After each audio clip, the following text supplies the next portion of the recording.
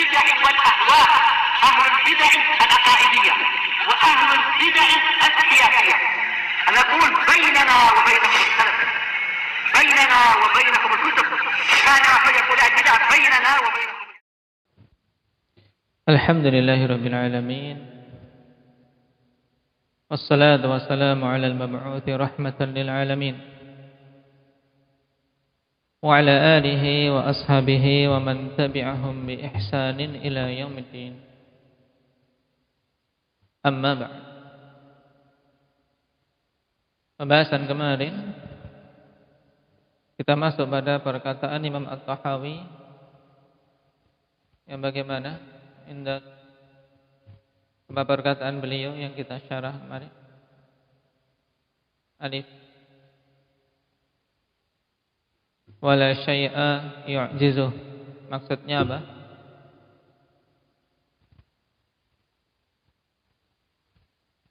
Tidak ada sesuatu pun yang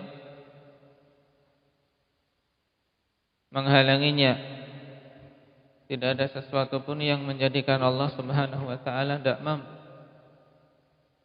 Nah, berarti ketika kita menafikan bahwasanya tidak ada sesuatu pun yang mampu menghalangi Allah, tidak ada sesuatu pun yang menjadikan Allah tidak mampu, maka kita tetapkan apa? Indah Hudzaifah. Kita tetapkan lawan dari hal tersebut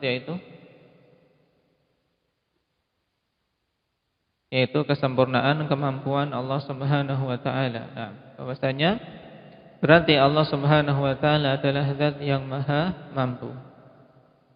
Baik.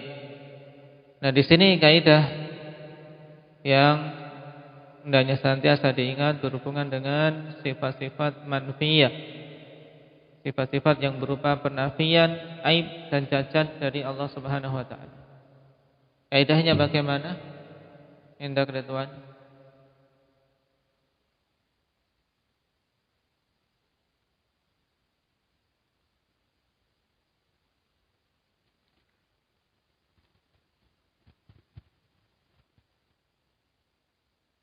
Nah, yaitu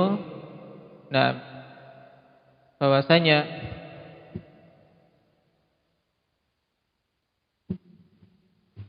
dalam menafikan sesuatu dari Allah Subhanahu wa taala yang berupa kekurangan dan cacat, kita harus menetapkan kesempurnaan kebalikannya bagi Allah Subhanahu wa taala. Naam. Kullu nafyin ya'ti fi sifatillahi ta'ala fil kitabi wa sunnah innama huwa li thubuti kamali diddih. Nah, ini sebagaimana ditegaskan oleh Imam Ibn Abil Izz rahimahullah. Nah, sekarang dalil-dalil. Nah, atas perkataan beliau wala syai'a yu'jizuh inda qalhah. Innallaha ala kulli syai'in qadir. Dari sisi mafhumnya berarti kalau ala kulli syai'in qadir berarti tidak ada sesuatu pun yang menjadikan Allah lemah atau tidak mampu. Baik, yang lainnya apa sih?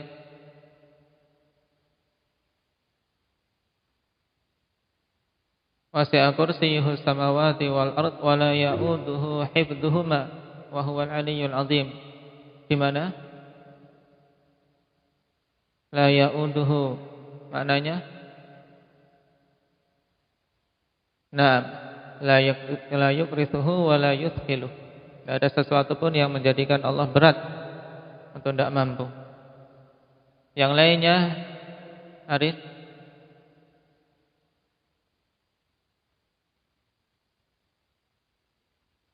Naam. Wa ma kana Allah liyu'jizahu min syai'in fis samawati wala fil ard. Innahu kana 'aliman qadira. Baik. Kenapa kita dalam sifat-sifat manfiyah tidak hanya sekedar menafikan sifat kekurangan saja? Indah Umar.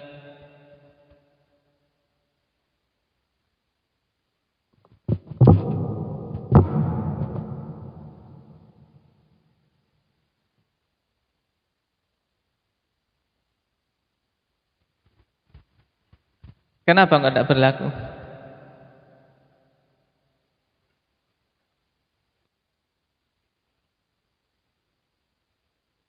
Hah? Kenapa kita dalam sifat-sifat manfiyah ini tidak hanya sekedar menafikan sifat kekurangan saja? Kok harus terkandung di dalamnya penetapan kebalikannya? Nah ini. Setelah kita tahu kaidah tadi, terus kenapa kok demikian?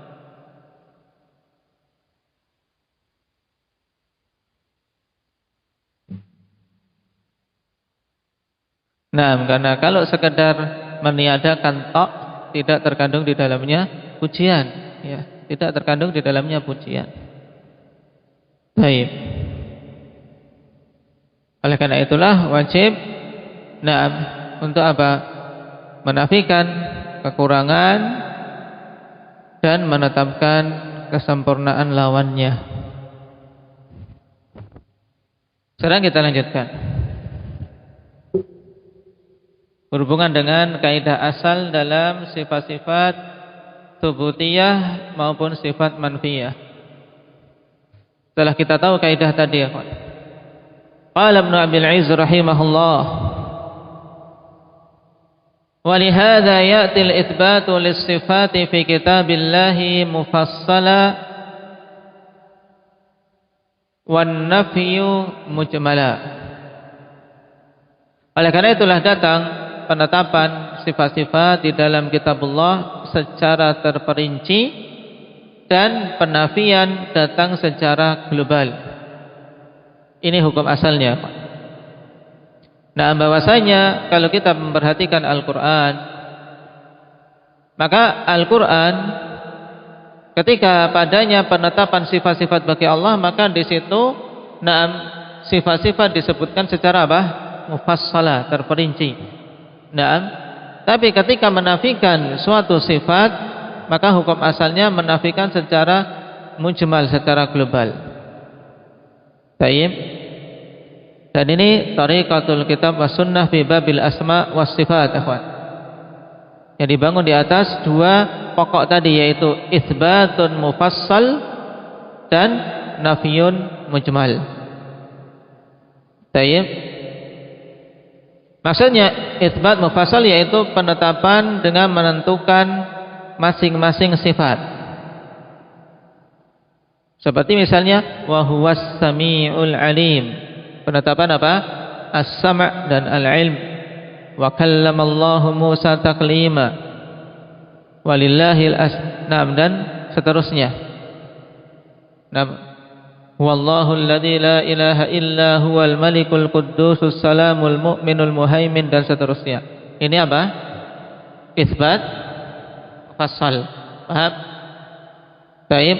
Adapun nafyun mujmal yaitu penafian secara umum, secara global, tanpa menyebutkan sifat-sifat kekurangan yang dinafikan secara satu persatu. Seperti apa? Pada ayat pokok dalam asma wa sifat, yaitu apa? Laisa kamitslihi syai'. Ini nafyun mujmal. Tidak ada sesuatu pun yang menyerupai Allah. Naam, hal ta'lamu lahu samia wa lam yakul lahu kufuwan ahad. Baik. Ini hukum asal. Terkadang keluar dari hukum asal ini ketika apa, ikhwani fillah? Naam, ketika ada maslahah yang diinginkan. Untuk itsbat mufassal terkadang keluar dari hukum asal ini, pada beberapa hal, sehingga itsbatnya secara mujmal. Misalnya walillahil asmaul husna fad'uhu biha. Ini itsbat secara mujmal untuk menetapkan secara keseluruhan bahwasanya Allah memiliki nama-nama yang husna. Demikian pula dalam masalah sifat, walahul matsalul a'la. Bagi Allah sifat-sifat yang maha tinggi. Ini masuk kategori apa? Itsbat mujmalan. Paham? Ini keluar dari hukum asal. Demikian pula nafi, terkadang keluar dari hukum asal nafi mujmal kepada nafi mufassal apabila memang dituntut demikian. Misalnya tentang peniadaan anak. Allah tidak memiliki anak. Butuh untuk disebutkan secara rinci. Kenapa? Karena keyakinan sebagian orang-orang kufar, mereka menetapkan anak bagi Allah, sehingga butuh dibantah. Oleh karena itu Allah tegaskan lam yalid wa lam yulad, untuk membantah keyakinan ahlul batil. Demikian pula untuk menghindari munculnya dugaan yang salah. Misalnya ketika Allah mengkhabarkan bahwasanya Allah menciptakan langit dan bumi dalam 6 masa. Khawatir atau untuk menolak munculnya gambaran yang keliru, dibuat dalam 6 hari, kemungkinan karena Allah lelah atau yang lainnya. Maka Allah Subhanahu wa taala tegaskan wa ma massana min lughub, dan tidak menimpa kami sedikit pun kelelahan. Tayyib. Nah, ini diingat. Syekhul Islam rahimahullahu taala beberkan kaidah ini ikhwan pada akidah Tadmuriyah, dan disinggung secara ringkas oleh Imam Ibn Abil Iz di sini. Kalau ingin merujuk contoh-contoh yang banyak tentang itsbat mufassal dan nafyun mujmal di sana dalam risalah Tadmuriyah. Qala rahimahullahu taala aksu tariqati ahlil kalamil madmum, berkebalikan dengan metode ahlul kalam yang tercela. Ini jadi metode isbat sifat-sifat di dalam Al-Quran, demikian pula penafian sifat-sifat dalam Al-Quran. Ini bertentangan metodenya dengan metode ahlil kalam. Kenapa? Fa innahum ya'tuna bin nafyil mufassal wal itsbatil mujmal. Sebab mereka mendatangkan dalam permasalahan nafi mereka rinci, tapi ketika menetapkan mereka tetapkan secara global. Terbalik. Demikianlah kaum ketika menjauh dari bimbingan Allah dan Rasulnya. Yaqulun laisa bijismin wala syabhin wala juthatin wala suratin wala lahmin. Tempat kalian apa? Syabah. Taib. Naam, asy-syabah. Wala juthah, ya tidak berupa jasad. Wala surah, wala lahmin, wala damin, wala syakhsin, wala jauhar, wala ard, wala bidhi launin, wala raihatin, wala ta'min. Ini jadinya bukan pujian, ya kan? Mereka mengatakan, yaitu ahlul kalam mensifati Allah laisa bijismin, tidak berupa jism, wala syabah. Naam. Taib, tidak ada tidak ada jasadnya. Wala juthah, sama. Wala surah, tidak punya bentuk. Wala lahm, tidak berdaging. Wala dam, tidak berdarah. Wala syakhs, tidak berbadan. Wala jauhar, wala ard. Naam. Taib. Jauhar afanifillah, yaitu asy-syai'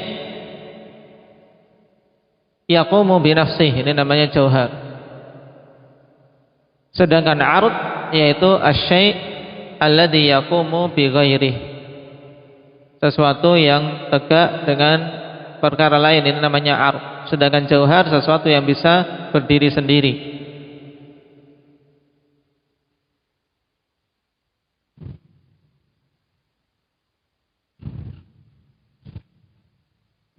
Wala bidhilaun, tidak memiliki warna. Wala raihah, tidak memiliki bau. Wala ta'am, tidak memiliki rasa.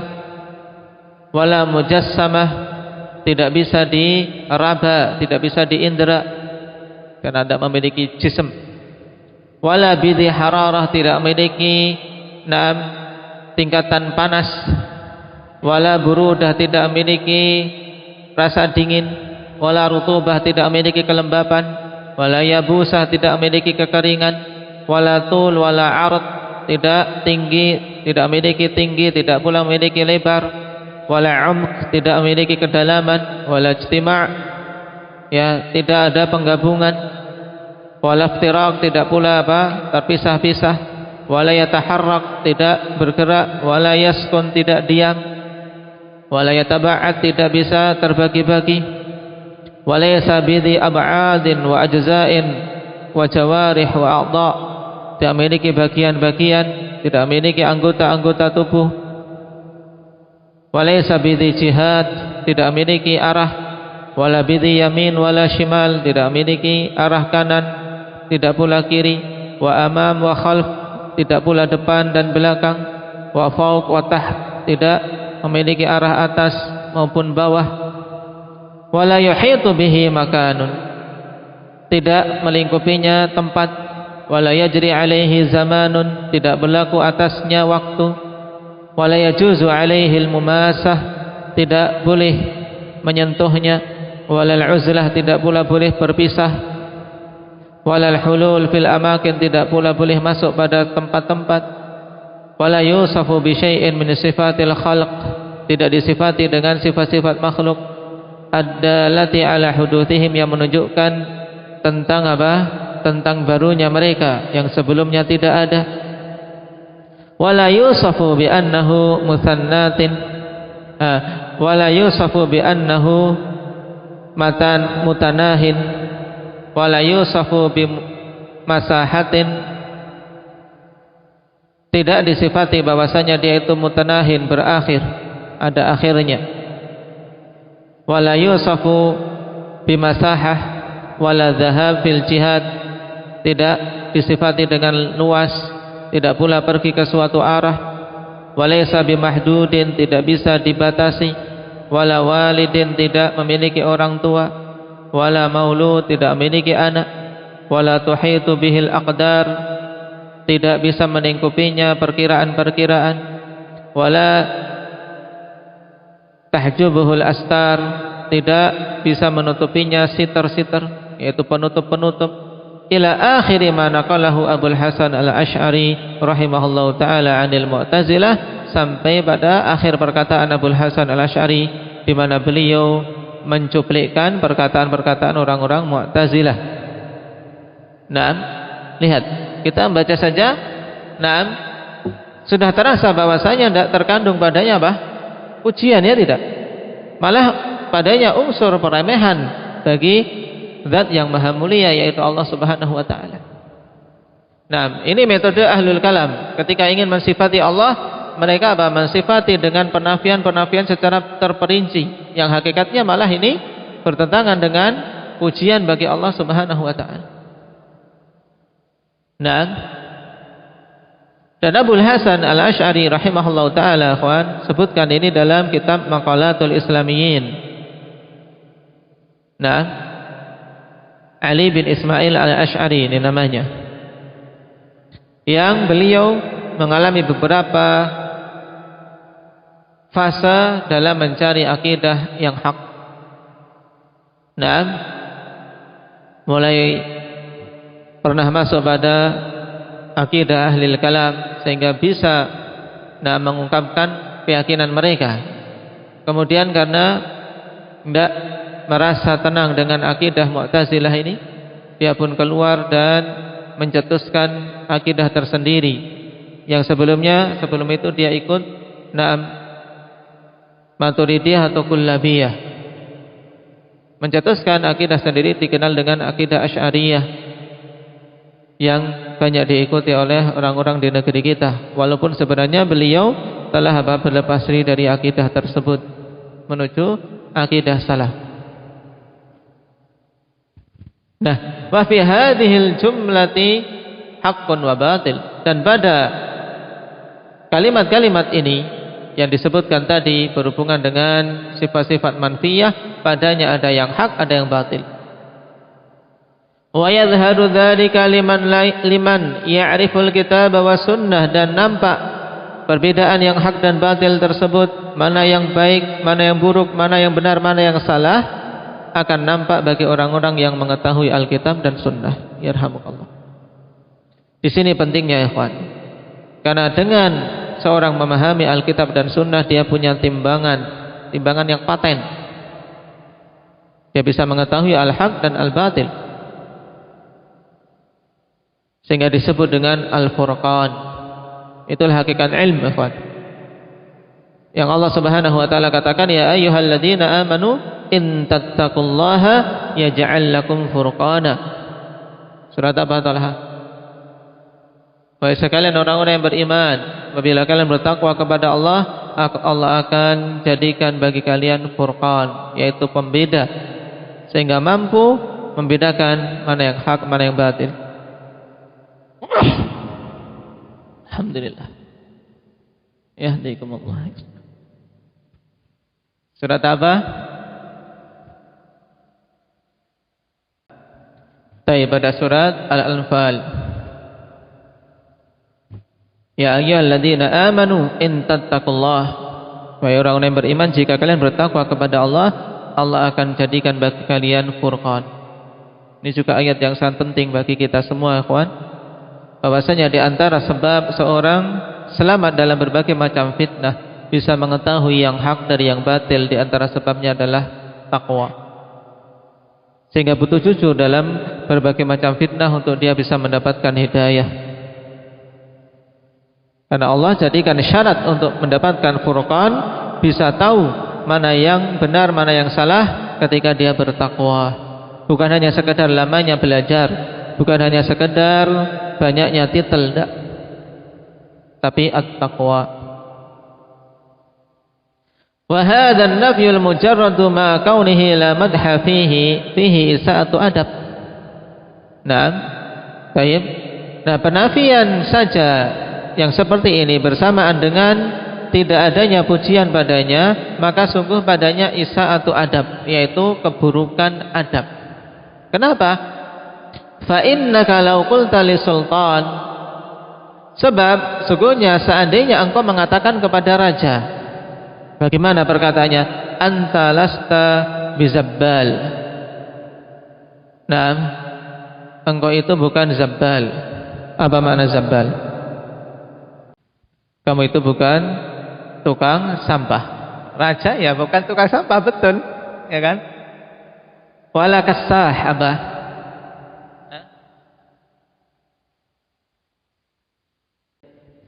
Nah, wala kasah bukan tukang sapu, wala hajjam bukan tukang bekam, wala haik bukan tukang tenun.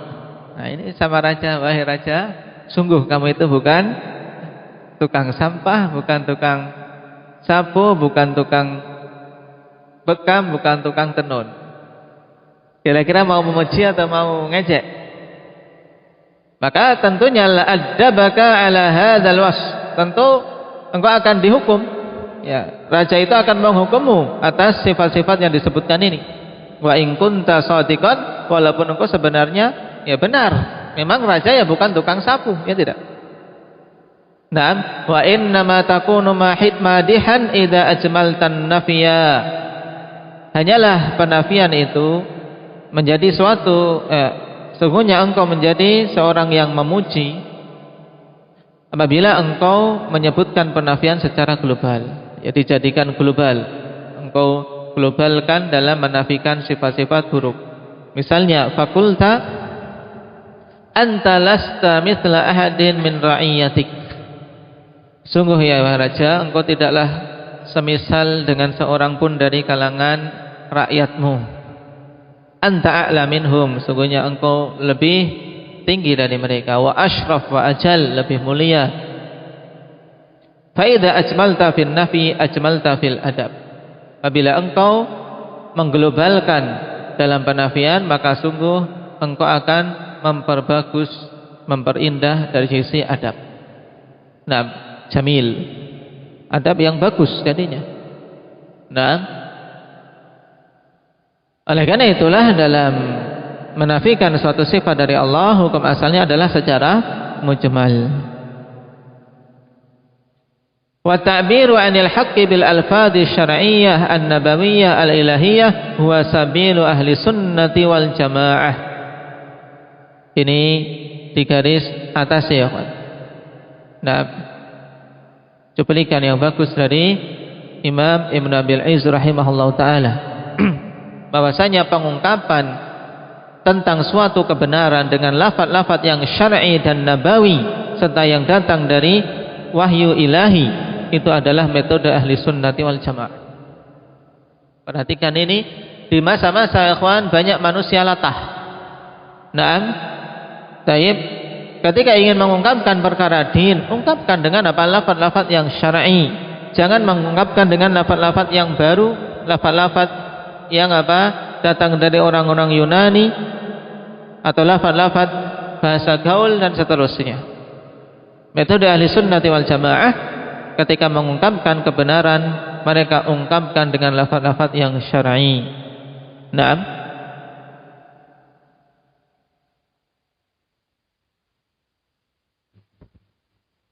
Wal mu'attilatu yu'riduna amma qalahu asy-syari'u minal asma' was sifat.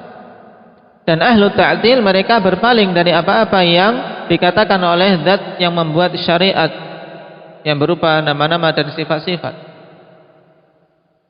Wala yatadabbaruna ma'aniha, mereka tidak mentadabburi makna-maknanya.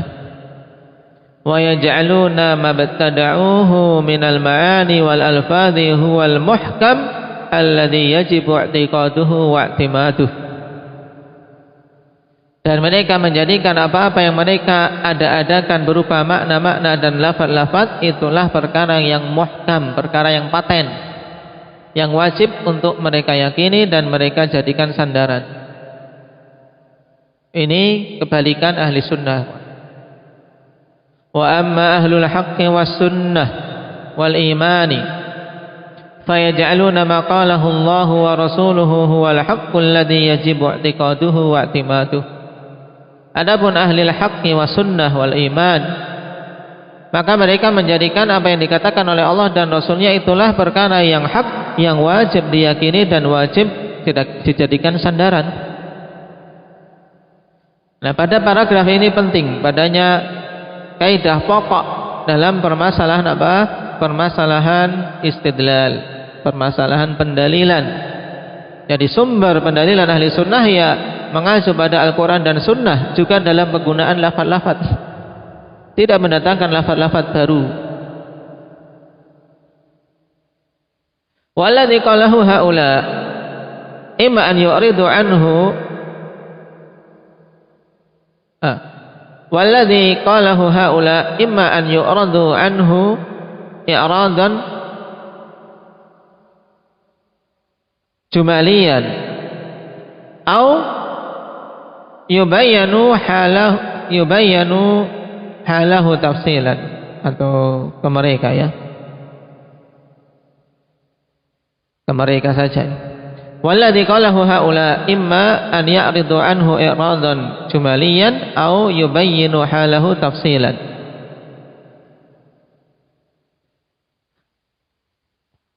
Dan apa-apa yang dikatakan oleh haula, yaitu oleh habsaba ahlul batil, ahlul kalam, mu'attilah dan yang lainnya, maka kemungkinannya an ya'ridu anhu, ini wawu ke ahli sunnah. Jadi haula ke siapa? Ke ahlul kalam, wawu pada ya'ridu ke ahlu sunnah. Teman kalian ya'ridu ya, yu'radu, baik, bisa. Naam, a'rada yu'ridu.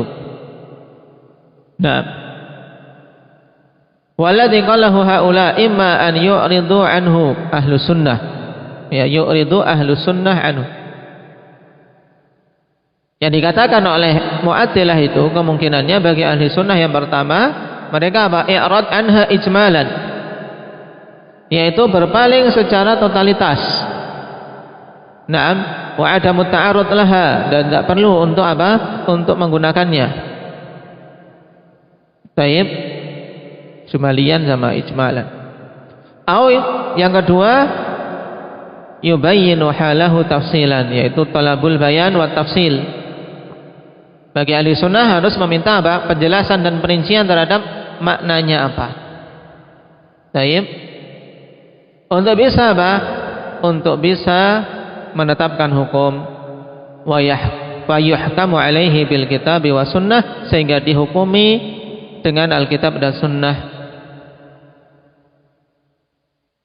La yuhkamu bihi, la yahkumu bihi alal kitab wa sunnah.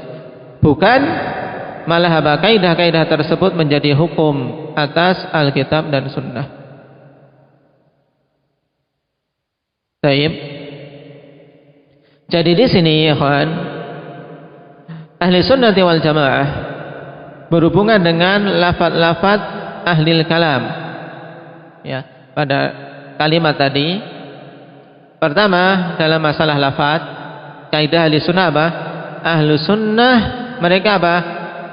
Mengungkapkan perkara-perkara dalam agama ini dengan lafaz-lafaz yang syar'i. Paham? Ini asalnya, ikhwan. Kalau ada lafaz-lafaz syar'i, gunakan lafaz-lafaz syar'i yang datang dalam Al-Qur'an dan Sunnah. Baik, berbeda dengan ahlu batil. Mereka menggunakan lafaz-lafaz baru seperti wajibul wujub, wajibul wujud, kemudian apa? Shani' dan seterusnya.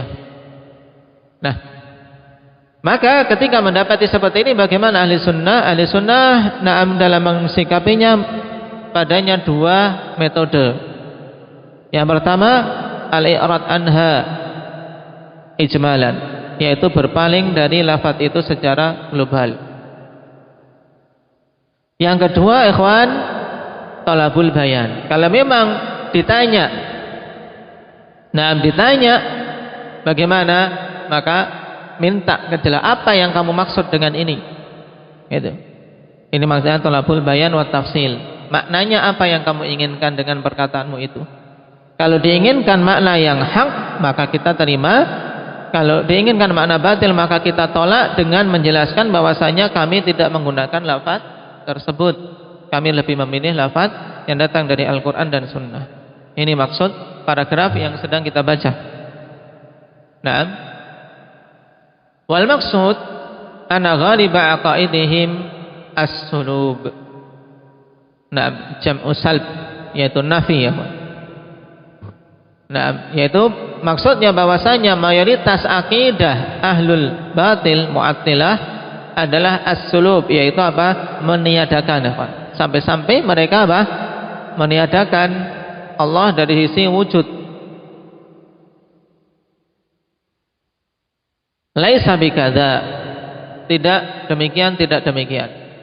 Wa ammal itsbatu fahuwa qalil, adapun itsbat di sisi mu'attilah maka itu sangat sedikit.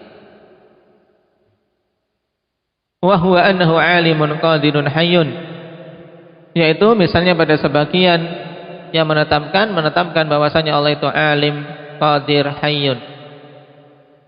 Wa aktsarun nafyi al-madhkur laisa mutalaqqa 'anil kitabi was sunnah, dan mayoritas penafian yang disebutkan oleh ahlul bid'ah itu tidaklah diambil dari Alkitab was sunnah, wala 'anit turuqil aqliyah allati salakaha ghairuhum min mutsbitatis sifat, tidak pula dari metode akal yang sehat yang dijalani, yang ditempuh oleh selain mereka dari kalangan kelompok yang menetapkan sifat-sifat bagi Allah Subhanahu wa taala. Jadi ketika menafikan, mereka pun menafikan hal-hal yang tidak ditunjukkan dalam Alkitab dan Sunnah, dan tidak menempuh metode yang ditempuh oleh para mutsbitatus sifat, orang-orang yang menetapkan sifat-sifat bagi Allah Subhanahu wa taala. Fa inna Allah ta'ala qala laisa kamitslihi syai'un wa huwas samiul basir. Sebab sesungguhnya Allah Subhanahu wa taala telah mengatakan tidak menyerupai Allah Subhanahu wa taala sesuatu pun, dan Dia adalah As-Sami'ul Basir. Naam. Barakallahu fikum. Ini pahami, sehingga kesimpulannya ikhwan, di sini kita baca bahwasanya apa? Kaidah pokok dalam sifat-sifat tsubutiyah apa? Ingat. Kemudian kaidah pokok dalam sifat manfiyah bagaimana? Kemudian bagaimana kita mensikapi lafaz-lafaz yang sifatnya mujmal yang didatangkan oleh ahli bidah? Ada dua thariqah tadi, diingat-ingat. Baik, barakallahu fikum, naktafi bihadza, subhanakallah.